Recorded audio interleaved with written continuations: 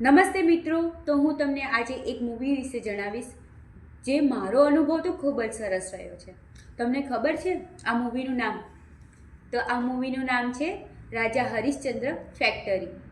આ મૂવીનો અનુભવ તો મારા માટે ખૂબ જ અને અનોખો હતો, કારણ કે આ મૂવી તો તેની ભાષા પણ ખૂબ જ અલગ, ગુજરાતી, હિન્દી અને એટલું મિક્સિંગ ભાષા હતી, મરાઠી પણ હતી.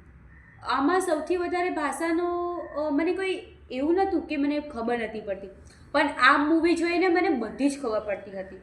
મરાઠીમાં હતી છતાં પણ ખબર પડતી હતી કે આ મૂવીમાં તો મને એટલું બધું જાણવા મળ્યું કે જીવનમાં ક્યારે હિંમત ન હારવી જોઈએ.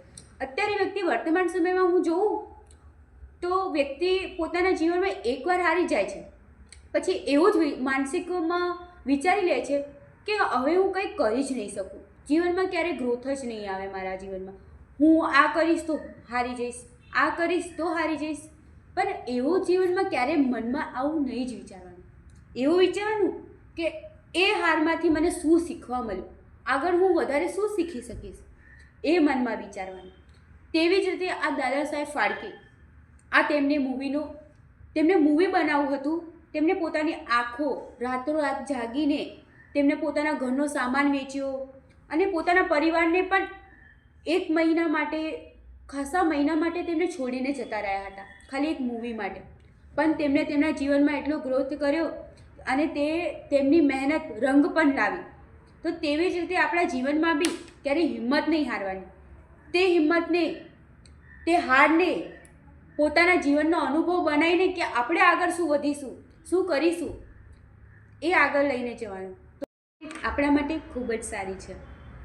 આ મૂવીમાં સ્ટાર્ટિંગથી જ બતાવી રહ્યા છે કે દાદા સાહેબ ફાળકે જે છે તે તેમને પહેલાં નાટ્ય અને જાદુ કરતા હતા.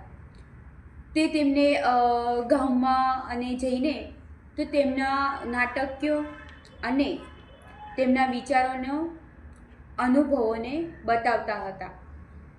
તેવી જ રીતે તેમને લંડનમાંથી આવેલી જે મૂવી હતી તે તેમને જોવા જતા અને તેનો અનુભવ કરીને તેમના વિચારો આગળ વધાર્યા અને તેમને તે મૂવી બનાવવાનું સૂઝ્યું કે ના, આ મૂવી તો હું બનાવીશ જ. તેમને પહેલું મૂવી, સૌથી ઇન્ડિયાનું પહેલું મૂવી હોય તો દાદા સાહેબ ફાળકે બનાવ્યું હતું. આ મૂવીનો અત્યારે દાદા સાહેબ ફાળકે ઉપર જ અવોર્ડ પણ આપવામાં આવે છે મૂવીના. તેમને એવું પણ વિચાર્યું કે જીવનમાં મને આ મૂવી જોઈને તો ખૂબ જ સારો અનુભવ થયો, કેમ કે તેમના ફેમિલી, તેમની મતલબ પોતાનું સામાન વેચીને પણ કોઈ વ્યક્તિ આવું કરી શકે છે.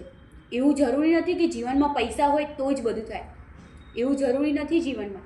પણ જો આપણે જીવનમાં ક્યારેય હિંમત ના હારીએ ને તો જીવનમાં બધું જ કરી શકાય છે. જીવનમાં ક્યારે બી એવું નહીં વિચારવાનું કે ક્યારે આપણે કંઈ નહીં શકે. આપણને સપોર્ટ પણ કરવા મળી જ જાય. જો જેની સાથે કોઈ ના હોય ને તેની સાથે ભગવાન હોય જ. પણ જો આપણે જ કંઈક નહીં કરી શકીએ, આપણે જ હિંમત હારી શકીએ તો કોઈ આપણો સાથ નહીં આપી શકે. તો જીવનમાં ક્યારે આગળ વધવું હોય તો આ મૂવી તો જરૂર જોવું જોઈએ.